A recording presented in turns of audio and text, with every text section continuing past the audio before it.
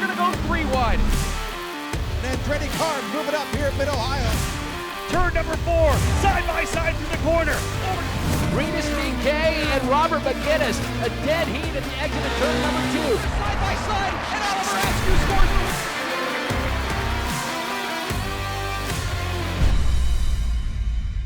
Check out these drivers here. Obviously, the lockdown camera we have up in the keyhole got a little bit of moisture on it for sure. But you can see a couple drivers have already driven off a little bit on the outside here. This is going to be a very I'm going to say it's going to be a pretty slow start because I just think drivers are going to be tiptoeing through turn number 2 for the first time. Of course, tiptoeing is one thing, but then you wouldn't be surprised if somebody gets a little crazy as we've got a car spinning on the parade lap already. Yeah, Antoine Camo has gone around. That's the thing about the keyhole. We talk about this track, this corner, and how tough it is to get the power down. As you roll through turn number 2, it's downhill, off camber. And off camber means the car just wants to either push out or spin around super quick. So we'll give these drivers a couple laps to get a feel.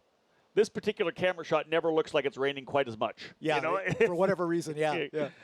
But the rain definitely coming down here trackside still. And we talked about the fact that this particular cell, kind of more long in length, kind of potentially coming through. And we don't think it's going to be here come noontime. But here we are at 9:13. A couple of drivers pushing pretty hard to get a feel for it. And that's really what you have to do. Take the opportunity to really feel what's going to happen here. You can't just putt around. You got to use these sighting laps to really get a feel for where you want to be on the track when we do go racing.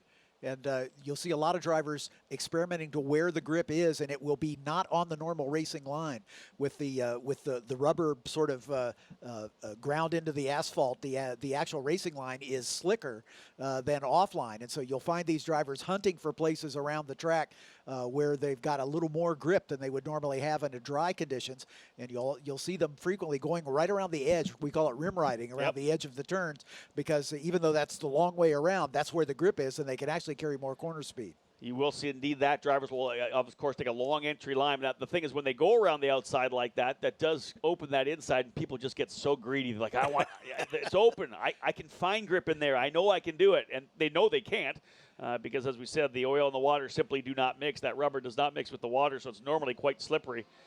And these drivers all know this from their years in karting. So many of these drivers, of course, coming up through karting. Oh, a driver around. That's Daniel Frost. Has looped his car coming onto the front straightaway. Right here in front of us. Yeah, right in front of us. He'll back that number 68 Turn 3 Motorsports machine up. This is going to be so much about throttle modulation. It's not even funny because you can just see that he just started to get on the throttle. Wow, this is going to be a challenging race for these drivers. Sometimes you got to go slow to go fast. That's it. And that's tough. These drivers, most of them youngsters, they're looking for looking to make their mark, and they get impatient, and that comes with experience, and we'll see how it works out here. But there are definitely some treacherous spots on this racetrack. I'm on the edge of my seat already. Oh, me too. This is not something we've seen, and I think this is just going to be tremendous. And for me, again, to talk about the Road to Indy, this is a development series, trying to make sure these drivers are trained and ready to go to the NTT IndyCar Series. I love it when we get some rain racing because these drivers need an opportunity to learn how to run on the rain. Yeah. Daniel Frost in the 68 getting himself back up to his grid spot. So they are permitted to retake their grid spot? They are indeed. Okay. So Manuel Suleiman and Stingray Robb in the front row, as we said. Is that Camo? That's someone getting hauled in. That's Corey Enders in the number 7. The reason why we haven't gone to green, there's an issue with Corey Enders. They went and grabbed Corey, got him back on the racetrack. And we'll see who's going to be able to work their way around the outside. McElray and Thompson on row 2, Frost and DeFrancesco row 3, De Oliveira and Enders Kaminsky and De Oliveira row 4, Camo alongside Enders on row 5, and then Petrov and Kaminsky row number 6, Abel and Finelli on row number 7. So an issue there with the 7 of Corey Enders came to a stop. He actually had to get hauled in here now by the AMR safety crew. You can just see these cars, the minute they start jumping on the throttle, the car just slips away. Yeah, the rear end really twitchy. Yeah, and again, I think you're right, John. We're going to see these guys going way to the outside of this racetrack to try to get that grip on the outside. Of course, that takes the margin of error down to nothing. Indeed. If you get a little wiggle, you're going to have a wheel on the grass. And a corner like this, coming through turn number 9, they'll very likely go outside, then cross over the grip on the inside to come back out to the inside of the racetrack. Yep. On the outside here is tough. wherever the grip was, wherever the rubber was, is going to be slippery, and the paint on the outside of the rumbles to be avoided at all costs. It is absolutely slick. Yep, to be avoided. We'll see how things shake down here. As I said, the good thing is, when they get up to racing, as long as the rain doesn't come back in earnest, these Cooper rain tires will pump a lot of this water up into the air, and the track will sort of self-dry as the cars were working through it. They're going to go one more lap behind the safety car in order to get Corey Enders back into a position of safety. And indeed, 20 laps, so we've knocked it down. We're already on the clock right now. We've put that first lap, so we got one lap actually officially in the books. We're already on the clock right now. Session has started. It's down to a 35-minute race, so we already started the clock. We've already got a lap in, and we will go a single file start as well. We won't do the double file start. It'll be single file. They'll get that car of Corey Enders in here. They'll try to get it refired. So Corey has not yet got his lap. He'll get it when he comes back across here. If they're able to get that car fired up for him, he will not lose a lap. Not the storyline we would have expected, I think, coming into the morning, rolling in here, because it was still pretty dry on the track. The track was drying, actually, some overnight rain, and it was drying a little bit. I actually had a chance to hop in a two-seater ride today. That was a lot of fun with former Road to Indy driver Juan Pedrahita. And the track, there were wet spots. It kind of started to sprinkle a little bit as we got into the car. And then, of course, as John had said, the rain really started coming. This is going to be a very interesting event. This will be one of those turtle in the hair kind of things where the guy who stays on the racetrack doesn't make the mistakes, may not have the fastest race car, but it's going to get a really good finish, because just from what we're seeing here on these first couple laps, it looks very treacherous out there right now. Manuel Suleiman scoring the first win for himself, not only for himself, but for D-Force Racing as well. They get their first Road to Indy victory. It seemed almost certain yesterday. It looked like it was going to be Parker Thompson who was going to be able to grab that race win, but with the issue with the engine halfway through the race, expired coming up the front straightaway. John, you and I heard that unfamiliar but disgusting sound of an engine getting blown up.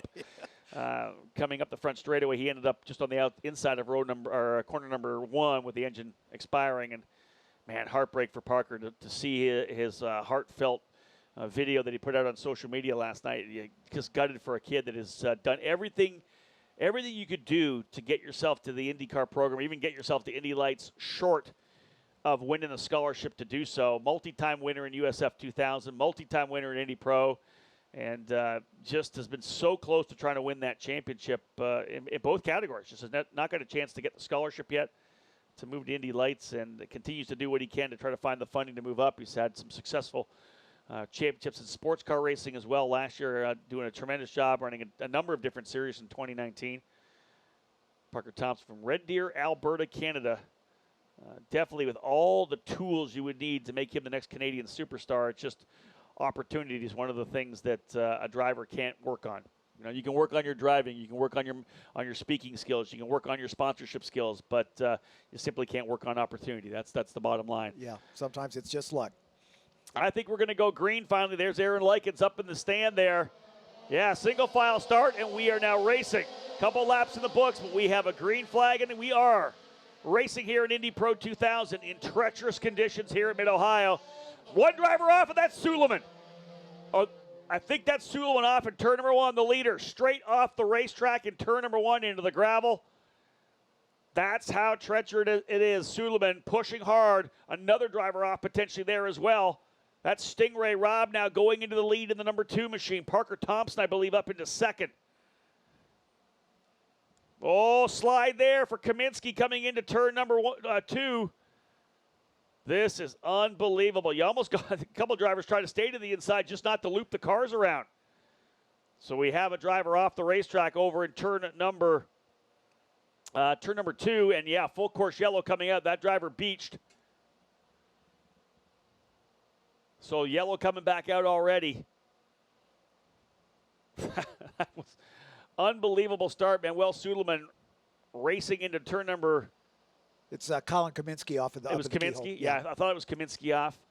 Here's the issue too for Suleiman, being the driver in the front row. He didn't even need to push that hard going into the corner because he had the spray behind everybody else. They were going to stop anyways. Yep. But he just charged that corner, so that's moved Stingray Robb to P1. Parker Thompson up to second. See as they roll by here. Artem Petrov, I believe, to third. That's Jacob Abel coming by here, P4 now. Well, that's a great start. Jacob was all the way back in the last row. Yeah. Well, he took advantage of staying out of the trouble, Yep. not getting into the wreck for Kaminsky, not getting in the wreck with here's the replay. And here is Suleiman. And you're going to see him come straight off. Yeah, there was no chance he was making the corner. He came straight off the racetrack, tried to get on the brakes a little bit, straight off. We'll see if anybody else comes with him. There's Abel. He's staying out of trouble. Here comes Corey Enders from pit lane back out on track. There's the other Kaminsky. Well, back there's Antoine Comeau and Charles Finelli. They were wise just to stay way back.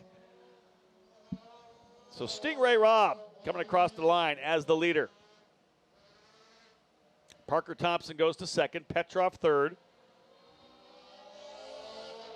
Ooh, that engine doesn't sound right. Another engine sounding like a dirt bike rolling by, so that could be another potential engine problem.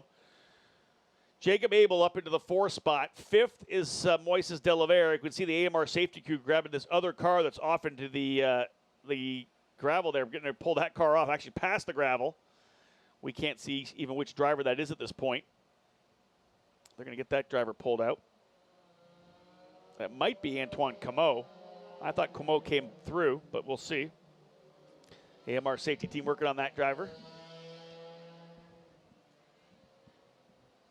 Yeah, so far we haven't seen Hunter McElroy, Devin DeFrancesco, or Colin Kaminsky. We know Colin Kaminsky is off. That's okay. In turn number 2, that's the 19 of Kaminsky out in turn number 2. Trying to figure out where the other drivers are. So maybe turn 1 potentially DeFrancesco and Kaminsky as well. I'd rather and McElroy in turn number 1. Yeah. So that's the possible. We just can't see it from our camera angles. But it sounds like both McElroy and DeFrancesco off in turn number 1 as well. All the chaos, and the driver who came in with the point lead is up front. Yep. Stingray Robb able to get through the opening lap and work his way into position.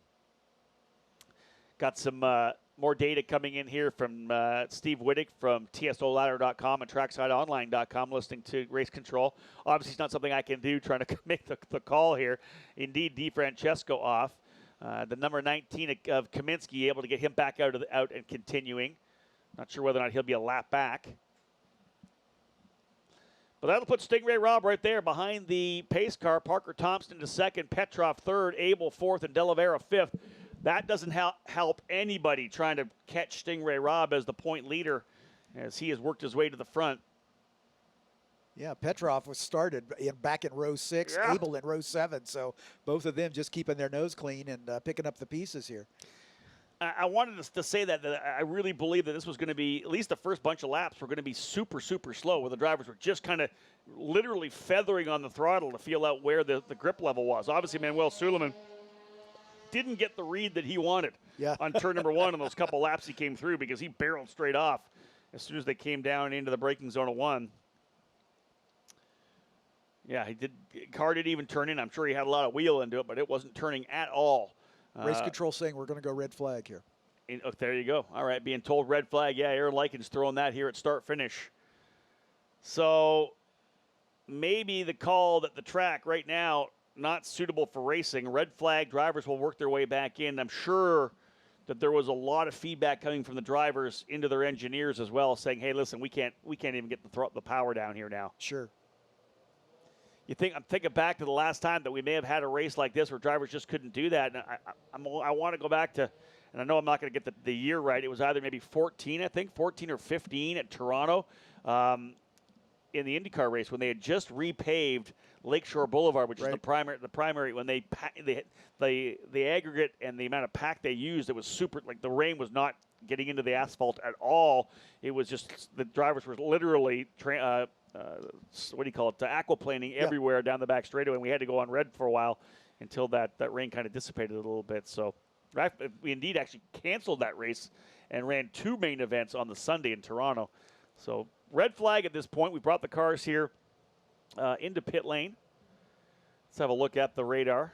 John, you've been announcing a few races here. What do you think? We're definitely on the back side of it. Yeah. The worst of the rain is definitely passed, and we're just not long. I would say 15, 20 minutes away from being in the clear, and we'll begin to see brightening skies. And there doesn't appear to be any rain coming behind that little squall that's just moved through the track. So the situation will definitely be improving. It's still drizzling a bit here on the front straightaway, so it's adding to the woes these drivers are having to contend with. But they're still fishing some drivers out around the track, so that's another reason for the red flag. Not so much that the track is unraceable, but they want to give the safety workers optimum opportunity to get these cars back on track, as we've got somebody coming into the pit lane just now. So I'll give you the full field rundown as they came back after the chaos of the opening lap. Stingray Robb with the lead, as we had said, able to get through as others had trouble. Parker Thompson into second. Artem Petrov in third, with he and Jacob Abel coming from deep in the field to work their way up to third and fourth. Moises de Oliveira in fifth. Daniel Frost sixth. Bob Kaminsky up to seventh. He started the very last row up to seventh, wisely tiptoeing his way around through the first lap. Antoine Camo in the eighth spot. Charles Finelli in ninth. Colin Kaminsky off in turn two, ends up 10th. Hunter McElroy, who went off in 11th. Manuel Suleiman, the pole sitter, coming to the first corner. Straight off, he's able to get back on, but he ends up in 12th. Devlin DiFrancesco, 13th. Corey Enders, of course, the issue in 14th. And thinking that as they come across the lap right now, will they get enough laps in? No, I think that both DiFrancesco and McElroy will now be a lap down as well, because, of course, they had to get fished out at turn number one with the AMR IndyCar safety crew. So McElroy as well looks to be a lap down. Both those drivers a lap down as well. 2 laps down for Corey Enders. Definitely a shakeup in the championship as they sit on pit lane. 307 points for Stingray Robb. His closest competition down Devlin DiFrancesco, 256 points. So it'll be 51 points the advantage for Stingray Robb as they sit, as I said. Of course, the Road to Indy staff and IndyCar, I'm sure, in discussion. Timeline for the IndyCar drivers coming out for their qualifying session as well. A lot of decisions on how to handle this right now. Clock is still running. 21 minutes remaining. Actually, no, pardon me. I'll reset that. Clock has stopped on this with this red flag. So looks like about 14 minutes left, yeah. Yeah, 21 minutes left. We did almost 14 minutes of the 35 we elected to go with, but we have stopped the clock with 21 minutes, 16 laps still on the duration of the race itself. We're going to race this event later today. Oh, okay. It sounds to me like, and I'm not on race control right now, just getting some information coming in to me that they're saying that this race is going to be postponed to later in the day. So again, knowing the time limit is getting tight, knowing that we have to be, again, getting set up for IndyCar. Yep. Indeed. So this race has been postponed. We do have the time to do that. That's one of the things. IndyCar going at 1 o'clock. They'll be done probably around 3 o'clock. Then, of course, we'll be able to get going after that for Indy Pro 2000. So there you go, folks. Those of you watching live here on Road to Indy TV or on IndyPro2000.com, official call coming down, sending the teams back into the paddock area. They will run later on today. We'll try to get you an official time when that comes out. Other than that, John, next up on the docket will be qualifying for NTT Indy. Indeed. IndyCar Series. Rob, thanks for being with us. It was fun. It was fun while it lasted. Indeed. Yeah. So I don't know if they're going to do. Are they going to do a total? We don't know that. If they could do a total restart, they could pick up where they left off. I'll find out for sure. I'll go back and talk to race control. We'll find out what's going to happen there. But yeah, USF 2000 set to go, likely on schedule between IndyCar qualifying and the IndyCar race. But for those of you who don't want to be in the traffic after IndyCar, we've got a show for you. There you go. Indy Pro 2000 later this afternoon. Thanks, Rob. On behalf of everyone at Surgere, Drivers, start your engines! And there you have it. The call to fire the engines. Those of you who just wrapped up watching the NTT IndyCar Series race, maybe you don't want to jump into the traffic. Good opportunity to hold on to your seat. One more shot here. This is, John, the second rung of the Road to Indy. These drivers, a couple of years ago, it was Rinus VK, it was Pato O'Ward, it was Oliver Askew. Those are all the drivers who were here in this program who have worked their way all the way up to the big show. Exactly right, and that's the whole point of the Road to Indy.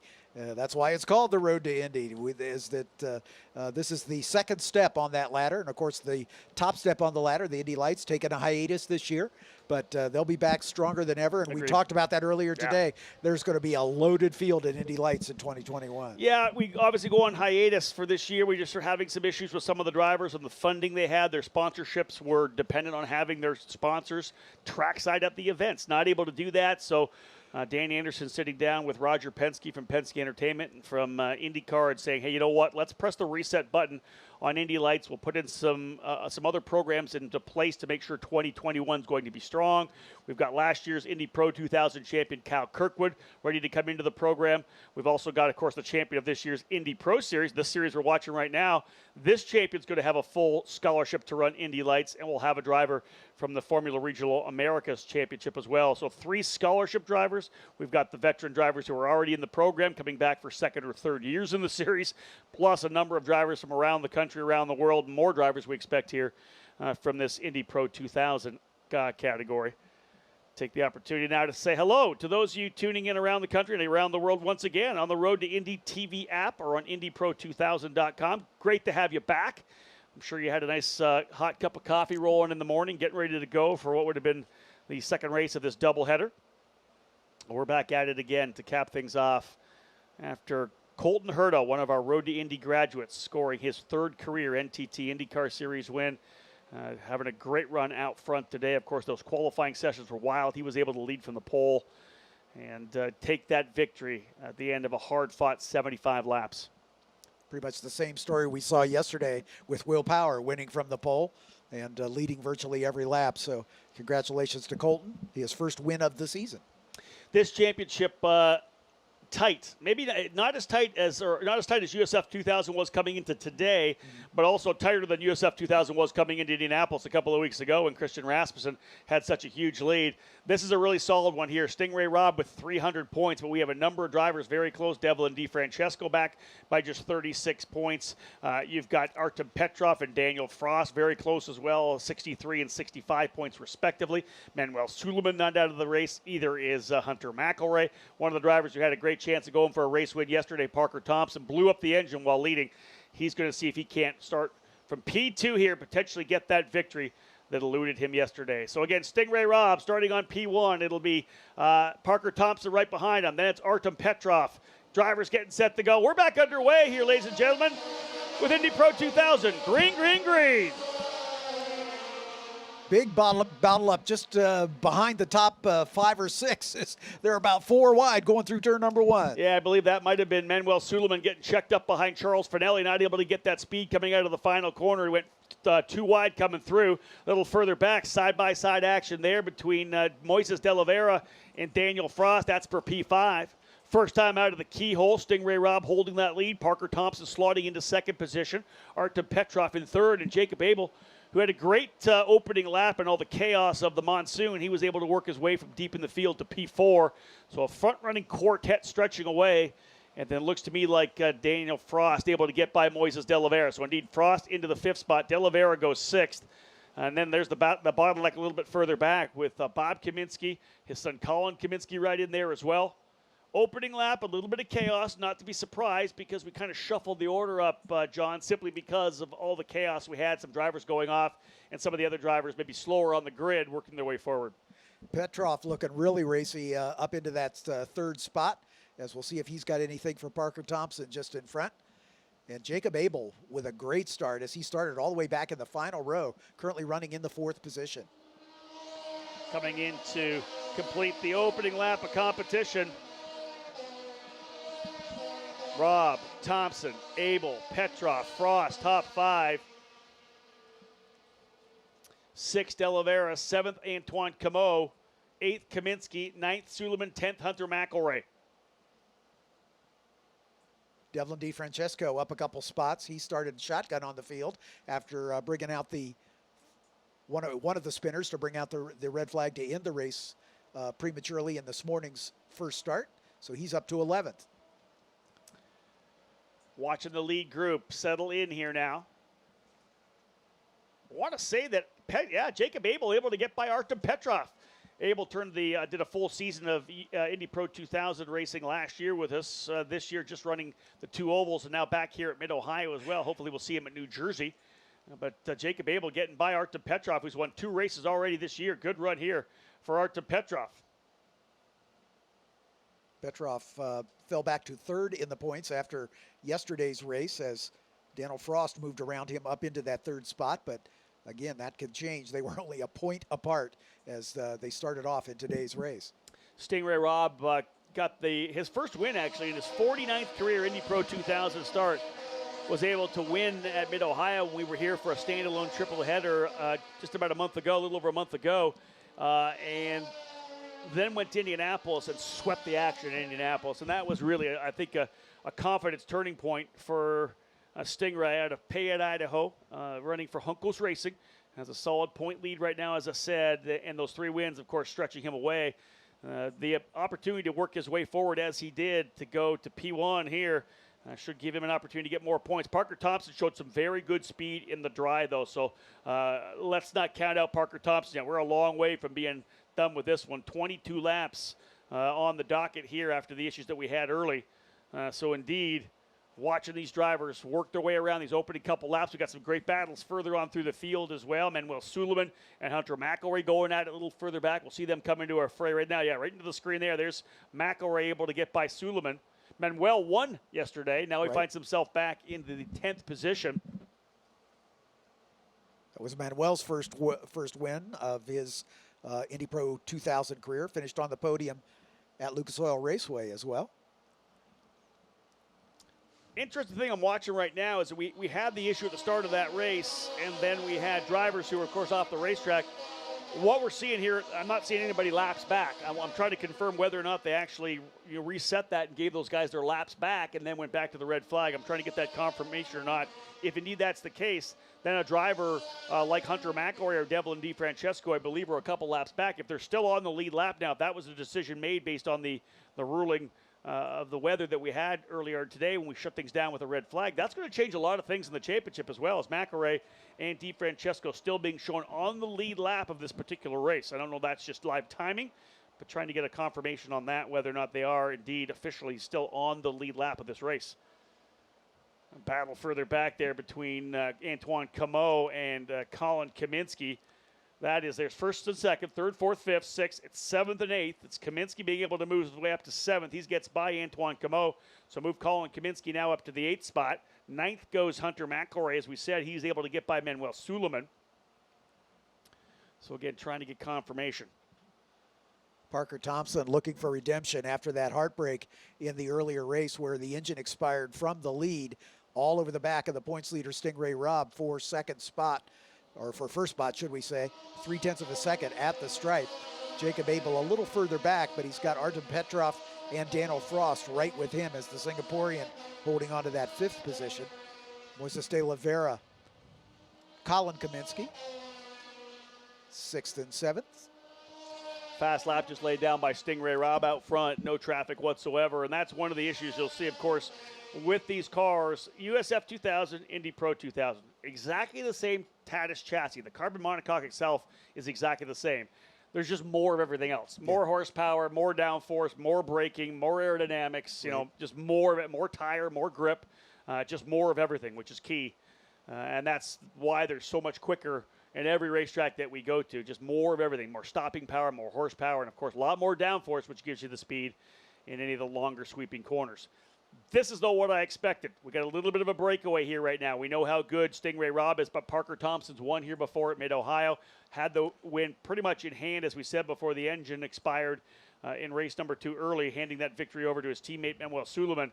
But I guarantee you Parker has the bit in his teeth right now, and probably maybe more than ever in his career, he is going to be pushing for a race win. This guy wants to show everybody at D-Force Racing, and he wants to re-display to everybody in the paddock that he's a guy that needs to be in Indy Lights and needs to be in IndyCar.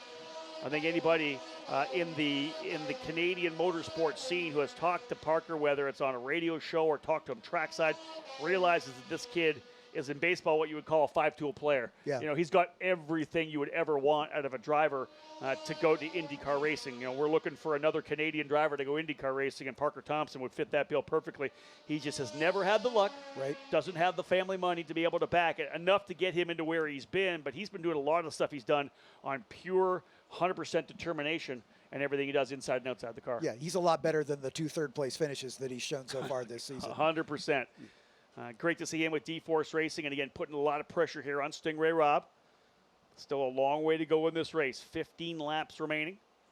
Happy that we're able to bring you maybe a little bit of a closer, a final chapter of the weekend here at Mid-Ohio. Doubleheader for IndyCar, triple header for USF 2000, doubleheader for the MX5 Cup. and a doubleheader here for Indy Pro 2000. The rain washing out the race earlier today. So under some blue skies, a little bit more cloud potentially coming in. We're capping off what's been a great weekend. And John, I know that you're thrilled to be back here again. This is your track. This is your PA system. But to be able to have, even if it's 6,000 fans, there's someone here listening to you, which is nice. Exactly right. And, I miss my cohorts around the track, but obviously we couldn't have our full slate of announcers here. But, again, we're putting this season in the rearview mirror here in a couple weeks' time, and we'll look forward to getting back to normalcy, something close to normalcy for 2021. 2020, never to be spoken of again. Exactly. Scratch it off the history book. The year that shall not be named. Exactly. The 0.8 of a second to lead now for Stingray Robb. But again, what will that look like over the next number of laps? Because the drivers up front, both Stingray and Parker Thompson, veteran drivers here, they're going to settle in and not, they don't overcook the tires, keep it up. I like this battle further back here as well. That's a tremendous fight. That's Manuel Suleiman now and Antoine Camo. That's for 8th position. Suleiman and DeFrancesco moving forward and trying to get forward there. Hunter McElroy, who was up to 9th at one point, has fallen back to 11th position. Not sure what happened to Hunter. Yeah, some issue obviously for him. In fact, DeFrancesco closing out on Suleiman. Yeah, here's Hunter here coming out way back. To turn number 8 over to 9. So not sure what happened there for Hunter McElroy back into the 11th position. As they run on the racetrack, Hunter is trying to challenge for a championship. Is going to be back significantly here. He's 88 points back at this point. And again, still 5 more races to go. 33 points on offer for any weekend. So a lot of points still up for grabs. Let's not throw it out there. 165 points still available as we have a triple header at New Jersey Motorsports Park on the second weekend of October, and then the double header as well at St. Petersburg when we get down to Florida to cap off the season. So there's still a lot of points up for grabs, but guys up front like Stingray Robb still in such a good place right now just to be able to put the results down that they need. Devlin DeFrancesco is doing the same thing. He's trying to see if he can't find his way by Antoine Camo, but they just simply don't have the pace on that race car at this point. DeFrancesco second in the points, started the day 28 points back of Stingray Robb. That's going to get a little bigger if things stay the way they are, obviously. But Daniel Frost, another 22 points back, moved up into third, as we said, on the strength of his results from yesterday's race. But we've got, a pretty good battle at the front, and then a 3-way battle for 3rd, 4th, and 5th, the final step on the podium. And then a good 2-way battle behind them between Delavara and Kaminsky. And then Suleiman, Como, and DeFrancesco all running in a bunch as DeFrancesco looking to get that 9th place from... Yeah, out of turn 14. What a great run right now for Jacob Abel. I'm telling you, this guy has not been with us all season long. Ran a full year as a rookie last year. And ironically, Parker Thompson, his teammate last year at Able Motorsports here in this program, he's actually running in the Formula Regional America Series as well, trying to get to the Indy Lights Series. Great to have Jacob with us here, though, with Able Motorsports and that white, black, and red machine. Solid run here in P3, putting down really good lap times, only about 0.3 off those of the leader, Stingray Robb. And right there with Artem Petrov and Daniel Frost, both those racers multi-time winners in Indy Pro 2000. Petrov with 2 victories this year. Daniel Frost has that trifecta I always talk about. He's won on the street course, natural terrain circuit, and on the oval. It's not something that a lot of the drivers on the road to Indy can say. We only have 1 oval in USF 2000 and 2 in Indy Pro. And he was able to do that last year and this year. So Frost, who we will expect to see next year in Indy Lights, was scheduled to run with Andretti Autosport this year. But things kind of moving around. We talked about the cars of RP Motorsports, the Indy Pro 2000 cars that were part of the program last year with Cal Kirkwood and Artem Petrov, among other drivers. Those cars being leased to Andretti Autosport, Andretti Steinbrenner Autosport for Devlin DeFrancesco. They'll go back to RP Motorsports next year as the RP Motorsport team from Italy not able to get over here in the middle of the COVID-19 shutdown. So again, we've seen growth, John. That's a beautiful thing here about Indy Pro 2000. We brought that new car in, the PM18, a couple of years ago. I think we would have saw even more drivers this year had not been for the COVID program and that shutdown. But I think we're going to see 16 to 18 to potentially 20 cars next year in Indy Pro, which is going to be exciting, and that feeds then into Indy Lights. We just heard that Jacob Abel spun it back at turn number 8. No! So he has been able to continue, but he's going to lose a bunch of places. And Hunter McElroy has made up for whatever problems he had. He's lapping almost 2 seconds a lap quicker than the guys in front, and he has caught DeFrancesco. So Hunter McElroy's back in contention. You got to figure some kind of an off there for McElroy that put him backwards. He's able to close back up. But Jacob Abel, who's having a good run, off in turn number 8. John listening to the Corner Worker channel, able to kind of pick up some of the calls there. Here's this fight again. Oh, that's not. There's Abel still. It's not. Yeah. That's not Jacob Abel. They said it was a 51, so maybe it was 57. Maybe it was 57. I think that must have been it. Yeah. So I'll take that no back and go Jacob. He's still P3. Yeah. So he's still there. So maybe it was the 57 of Kaminsky then. Potentially gone around, because we're seeing him fall down the order a little bit here as well. So yeah, let's say it was Bob Kaminsky in the 57. The thing right now is there's people at home cheering for Jacob Abel. And that's one of the things I always worry about when you're calling something, you hear something, you call it out. You got to realize people are back home like, what did you just say? And then they see him on the racetrack that he's still there like we did. So Abel still holding off Petrov and Frost. And you see that Colin Kaminsky kind of pushing. Look at the time, actually. Colin Kaminsky significantly quicker, 3 to 4 tenths of a second than Abel, Petrov, and Frost. Kaminsky in the 6th spot in the 19, trying to roll his way up there. Here's a gut shot ahead, getting the lead duo. Stingray Robb and Parker Thompson. Robb in that white and green of Juncos Racing. Thompson in the white and blue of D-Force. The D-Force crew getting their first Road to Indy victory yesterday with Manuel Suleiman. And they were actually running 1-2 with Parker and Manuel. It could have been a 1-2 finish. Again, the engine issue for Parker put him on the sidelines. Manuel coming home with a popular win, and for him, breathing a sigh of relief to get that first victory as well. It's actually jammed him back up into maybe not a championship discussion at 195 points to Stingray Robb's 306. Still a possibility, but more just even for Manuel. Top 3, top 5 finish in the points. That's solid for a driver who hopefully will be back next year with all the experience that he's gained here in 2020. Yeah, absolutely. Hunter McElroy has caught back up with DeFrancesco, but just can't find a way around as he's sort of stuck behind him. I was going to mention, you mentioned that the same Tatis chassis, but with a lot more aerodynamics.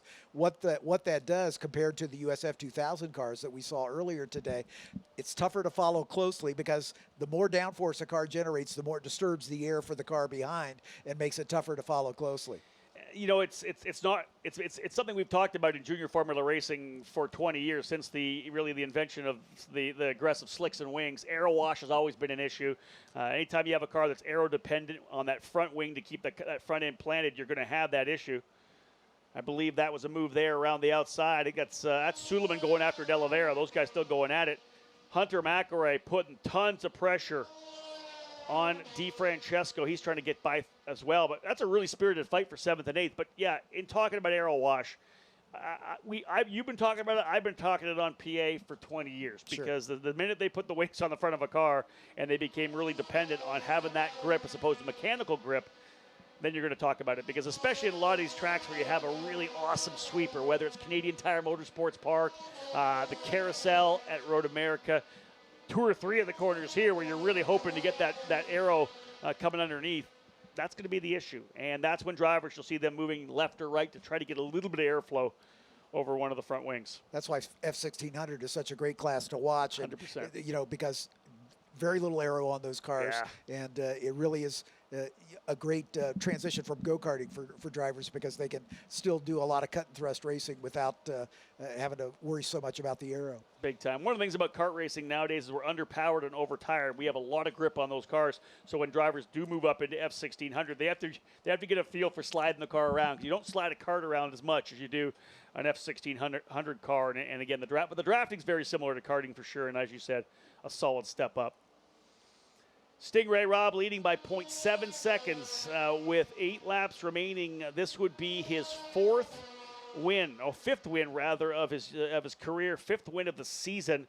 And you look at it, he got the last win at Mid-Ohio, 2 top 6 finishes, then 3 in a row, and then would come back again. So we're talking about, 5 wins over 7 or 8 races. What a run it's been. Parker Thompson just led the fast lap of the race down. 8 laps to go, 7 to go now. Parker Thompson, time to go to work. Parker, a little light brake lock up into turn 2. Not enough to, I think, hurt the tire, but enough to let us know he's taking this thing to the limit right now. Jacob Abel opening up a little bit of ground, and Daniel Frost now all over the back of Artem Petrov in that battle for fourth. I wonder whether or not Jacob Abel maybe sitting down with his good buddy Braden Eves to get a little bit of insight here on Mid-Ohio. Those guys race karts together. They're good buddies. Even though Jacob hasn't been racing in the road, he's been hanging around with Braden in the pits quite a bit this year. So maybe just a couple of tidbits of information from the USF 2000 champion from last year. Look at this. Look at this. McElroy is definitely all over DeFrancesco. We're talking two of the top guys in the series, battling it out for 10th and 11th right now, hammer and tong. Yep. As McElroy really looked to the inside at turn number 4. They're just further back here now. That's 10th and 11th, Devlin DeFrancesco and Hunter McElroy. Hunter looking to drop Devlin back to 11th position, but has not yet got the job done. And in fact, he's fallen back quite a bit here coming out of turn number 9. So I'm not sure what's going on. Yeah, McElroy there falls back, gets back and falls back. I don't know what's going on with Hunter McElroy at this point. Manuel Suleiman finally by Moises de Oliveira, and as he does, sets fast lap of the race as well. That's the bonus point. So Manuel Suleiman able to pull away. Yesterday's winner. Yeah, indeed. There, and look how much he's pulled away. That's de Oliveira there. He is stretched away cleanly. And in fact, Suleiman, 4/10 quicker than Colin Kaminsky, 2.8 seconds back, 6 laps to go. I'm not fantastic at math, but I think that's enough to probably get close, especially once he gets the draft. For sure. So Manuel Suleiman potentially working his way up to fight for 6th position. And he's got himself up 197 points, so back by only 99 points right now. Again, that's within striking distance still with 5 races to go. You never know what can happen. And I hate to throw Christian Rasmussen under the bus, but having a 90-point lead as he did, then 5 or 6, 5, and then a recovery. But 5 really rough races in a row, it obliterated that championship. So you could never know what could happen to Stingray Robb up front, although he has shown a lot of maturity in being able to run where he needs to run in terms of being able to maintain this championship lead. Well, Kyle Kirkwood last year is a perfect example. He had a terrible start to the season. Oh, my goodness. And then caught fire in the second half and eked out that championship at the last race of the year. In my mind, how many times over the first 4 races did I call an issue with Kyle Kirkwood on the opening lap? Yeah, he exactly. got front wing damage. I want to say it's at least twice, maybe 3 times, where he had front wing damage. Then got a penalty, I think a jump start penalty as well at Indianapolis in the Grand Prix weekend. Nothing went right. And then, as you said, that mindset, right? The champion from USF 2000. You still have that confidence in yourself, the mindset that I can go win. Believed in the team, and they had a great car. And then all of a sudden, the wins start coming. And the wins, not only do they give the driver confidence, they kind of take a little bit of confidence away from your competition, start demoralizing them a little bit when you're realizing that he's able to go out there and bang out laps that he did. So, everything that happened at the start, it did come down to the final race of the season for the championship. And the weird thing is, if you look at all the permutations of what could have happened at that weekend at Monterey, our final race was, of course, at WeatherTech Raceway Laguna Seca. In the penultimate race, Stingray Robb's leading. Kyle Kirkwood is in second. Gravel thrown up in turn number 5. Stingray coming through, loses it. The car goes off. He's able to bring it back on. Stingray doesn't get his race win. Kyle Kirkwood goes through for the victory. Victory points. We go down into turn number 2, the Andretti hairpin at Laguna for what will be the final race of the season. Artem Petrov comes in, gets into the back of Kirkwood. Kirkwood's off the racetrack. And in comes the other driver's coming through in a way. It doesn't matter. He's off the racetrack. Had it not been for Stingray Robb going off the racetrack and Kyle getting that win, that wreck in turn 1 would have given the championship to Rasmus Lindh. That's how much of a difference it is, right? You never know what could happen. Yeah, that's a scrap. That's actually Bob Kaminsky and I believe Charles Finelli going at it there. Finelli tried to get to the inside of Kaminsky. And that was with the leaders right in front. That was the leaders right behind them. Yeah. They were actually coming through and almost got caught up. Kaminsky letting them come through. Wow. That caught me off guard. I saw all 4 cars together. That was actually Stingray Robb and Parker Thompson, the 2 leaders, coming through a battle between Charles Finelli and Bob Kaminsky. Kaminsky was on the outside. Finelli tried the inside in turn number 5, got up on the curb and almost lost it himself right in front of the leaders. Yeah, those 2 are now sandwiched in between Thompson and Jacob Abel, who's leading this 3-car train for 3rd, 4th, and 5th, as Petrov looking a little racier now as he's caught back up to Jacob Abel, who had built up a pretty comfortable lead. 3 laps to go. You have to believe that Parker Thompson was shaking his head like, you got to be kidding me. If I get collected in this right now while I'm trying to go for a race win. Here's the replay on it. So here's these 2 drivers battling it out. I think that Finelli was thinking about an over-under, trying to pitch back through. The car got sideways. He almost, not even Parker Thompson, he almost collected Stingray Robb, the leader there. That was the leader coming up behind him. Yeah. Wow, that was unbelievably close. And you got to give some props potentially to Stingray for being able to make the adjustment and go a little farther to the driver's right there. He could have got caught up in that one. Parker Thompson may have not been able to get through. We may have seen Jacob Abel coming through for a win there if they've all got connected. Finelli's going to stay to the outside of the racetrack. You see Abel, Petrov, and Frost coming through. Kaminsky there as well. Hey, and Manuel Suleiman's there too. Yep. That is 3rd, 4th, 5th, and 6th, and 7th altogether. Wow, 5 drivers battling it out for the final position on the podium. Can Jacob Abel bring it home? White flag will fly this time, or rather 2 to go this time for your leader, Stingray Robb. He stretches out to 1.1 seconds. Not sure what happened to Parker Thompson there. Lost about 7/10. He'll have to get on his giddy up to get back up on here. Still a strong second-place run for Parker Thompson.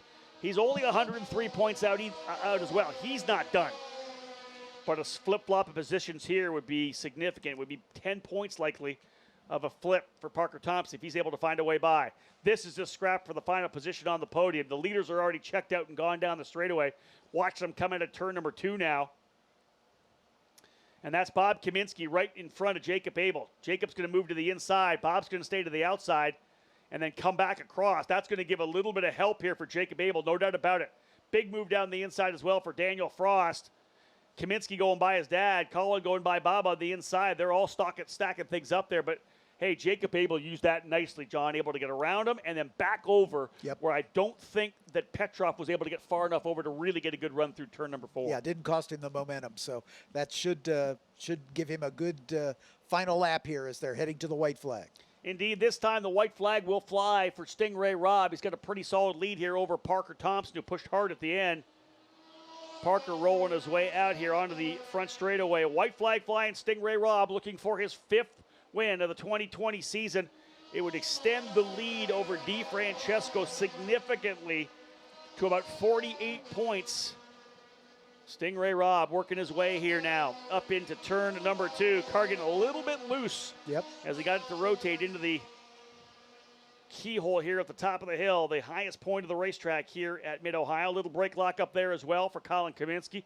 That may give Manuel Suleiman a chance to move to P6 at the end of the back straightaway. But Abel, as you can see there, top of the screen, probably about 4 or 5 car lengths over Artem Petrov. Jacob Abel trying to go to the podium. It would be his first podium in Road to Indy competition. Nice gap coming into P4, turn 4.